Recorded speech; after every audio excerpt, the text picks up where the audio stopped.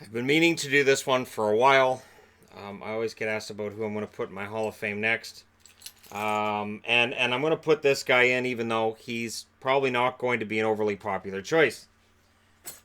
That being said, when I was growing up, he was one of my favorite players. And I get why he's not a favorite player for some fans. I understand if you're an Islanders fan, you're like, wait, what? Yep.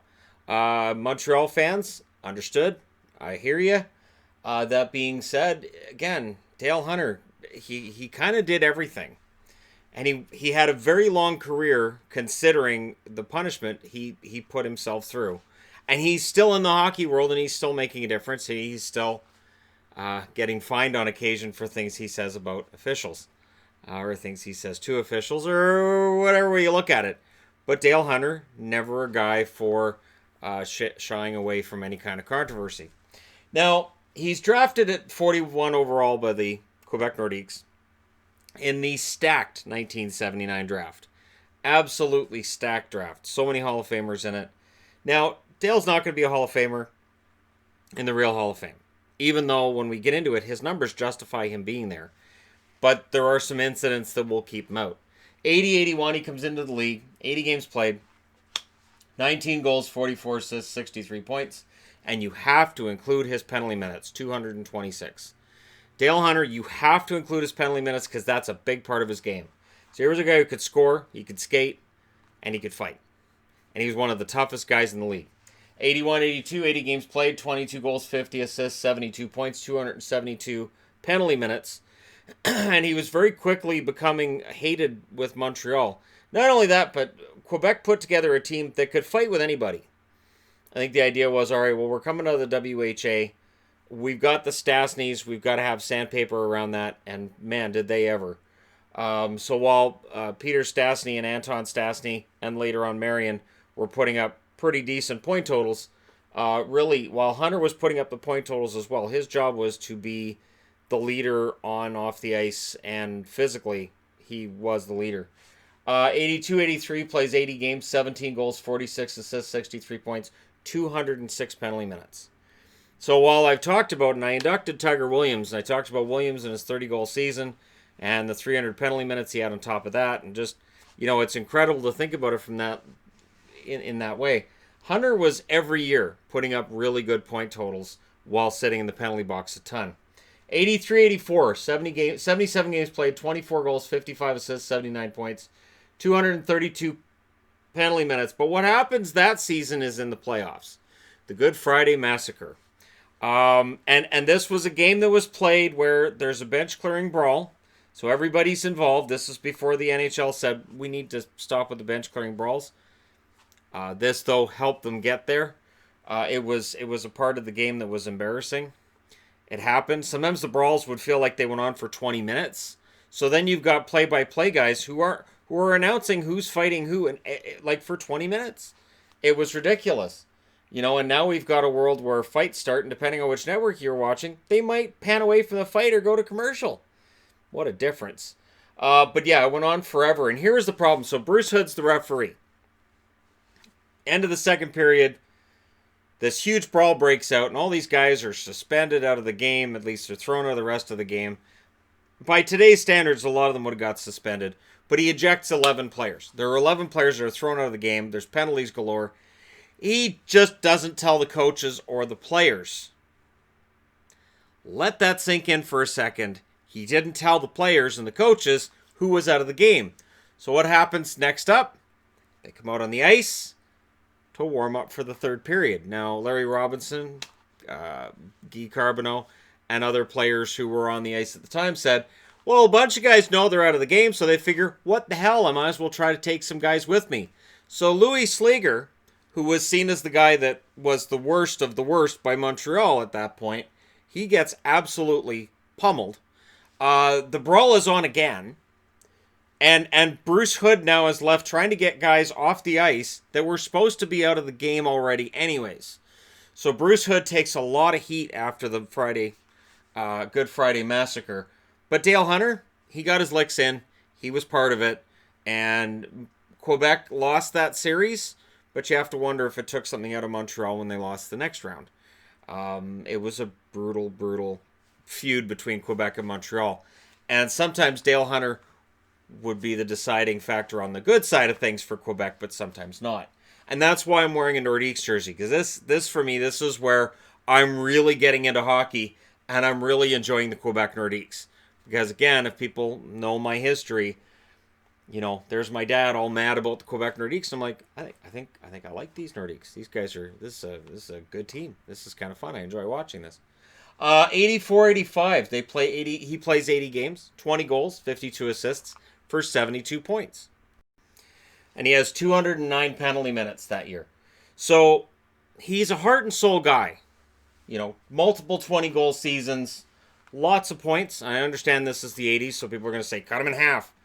No matter how you want to measure this, though, he was an excellent forward for his time and a leader for Quebec Nordiques team, and really the identity of the Quebec Nordiques at this point in time as well.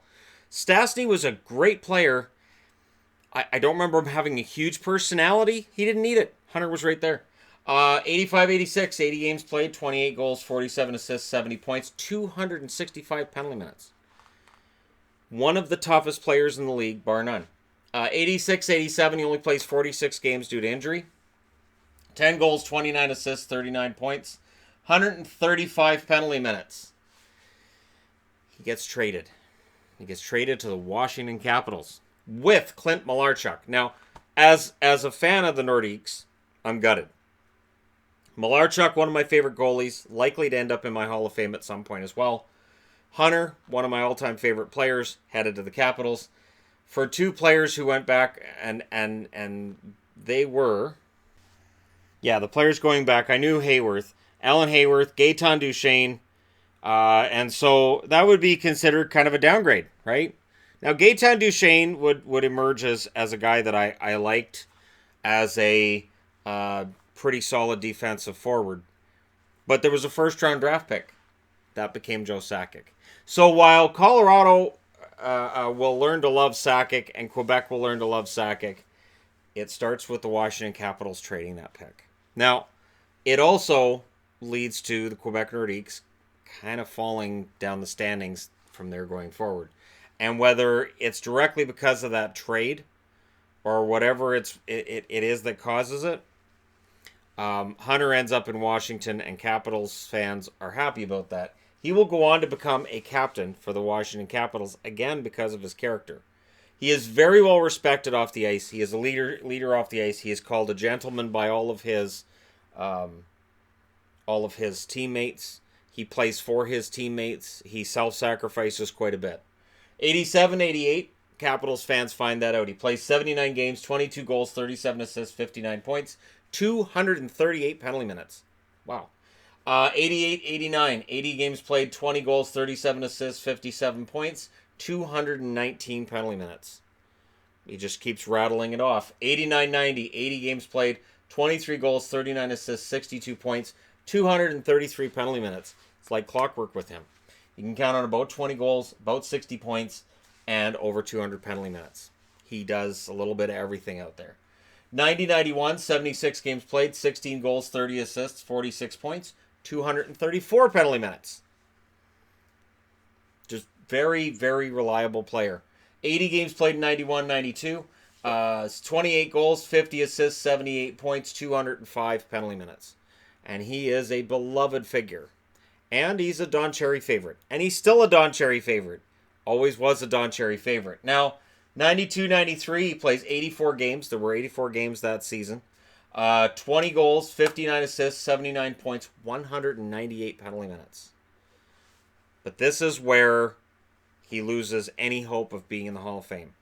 Dale Hunter's not in the Hall of Fame, not because he doesn't have numbers to deserve at least a push for it. It's the incident. The incident versus Pierre Turgeon. Game 6 versus the New York Islanders. So, it's a close game. Turgeon steals a puck from Dale Hunter. Pockets it in the net. Turns to celebrate. Hunter drills him from behind into the boards. It is an ugly, ugly incident. Separates the shoulder of Pierre Turgeon. And what I remember was Don Cherry talking about Turgeon hot dogging. Yeah. So just forget that for a minute. And let's just go back to this. So the NHL looks at the incident. And there's a Game 7 to be played. Hunter won't be in it, and he gets suspended 21 games for the following season. And again, what I remember is just the absolute tirade from Don Cherry at the time. This is 1993. This is 26 years ago. And Cherry went nuts because Turgeon would return not long after that injury. And his statement was, hey, if he's good to go, he didn't say he was faking, but he insinuated he might have been faking. And if he's good to go, Dale shouldn't be suspended for games next season. This is ridiculous. So, and there were some who believed him at the time. But with that suspension, the following season, Hunter plays 52 games, 9 goals, 29 assists, 38 points, 131 penalty minutes. This is where you can see him starting to slow down. Lockout shortened season, he plays 45 games the following year, 8 goals, 15 assists, 23 points, 101 penalty minutes. So he's still getting penalty minutes, not quite at the same rate that he was before. 95, 96, you really see a drop of the penalty minutes. This is where his ice time's dropping, and he's really just the on-ice leader at this point. Their captain, their leader, their emotional support. 82 games played, 13 goals, 24 assists, 37 points, 112 penalty minutes. 97, 98, he plays 82 games. 96, 97, 82 games, 14 goals, 32 assists, 46 points for 125 penalty minutes. 97, 98, he plays 82 games, 8 goals, 18 assists, 26 points, 103 penalty minutes. During that season, he hits 1,000 points. He's also part of a Washington Capitals team that goes to the Stanley Cup final. And there's an emotional leadership role for him there as well. And I remember being hugely on the Capitals bandwagon because I wanted him to get a ring. I desperately wanted Hunter to get a ring because I figured this was his last year. He did come out and play the next year. He played 50 games, had 5 assists for the Capitals, 102 penalty minutes in that period of time. He gets traded to the Colorado Avalanche with a second-round pick for a 1999 or 2000 second-round pick.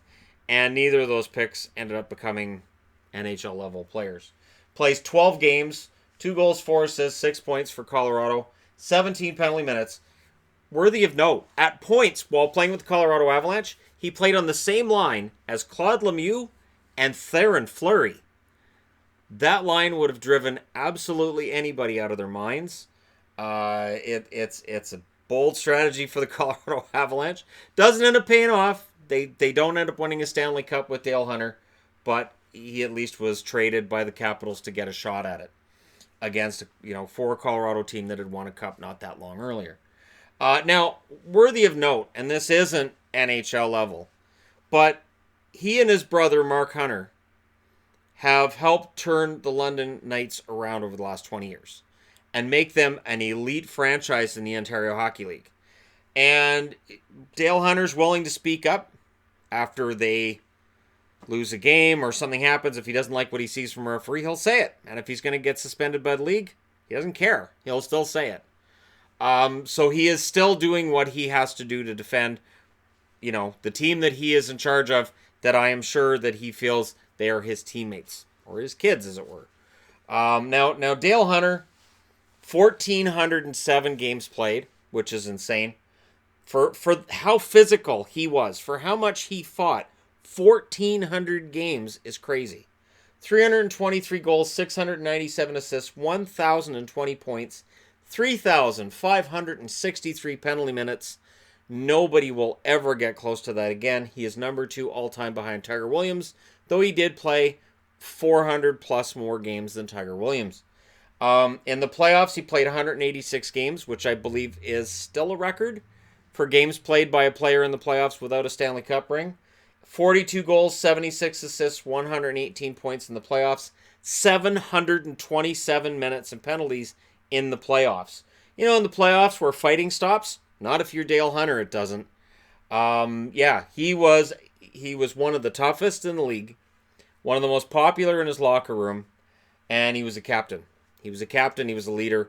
It is unfortunate with Dale Hunter. He is remembered for some unfortunate incidents that were entirely his own fault. I'm not saying that they weren't. Whether it's the fighting and the bench clearing brawls or it's the Turgeon incident, it's just it overshadows what was an incredible long career, and that's why I'm throwing him in my Hall of Fame today. Thank you guys so much for watching. Let me know your thoughts in the comment section below as always. And don't forget to hit like and subscribe if you're just browsing your way through. I'll talk to you again soon.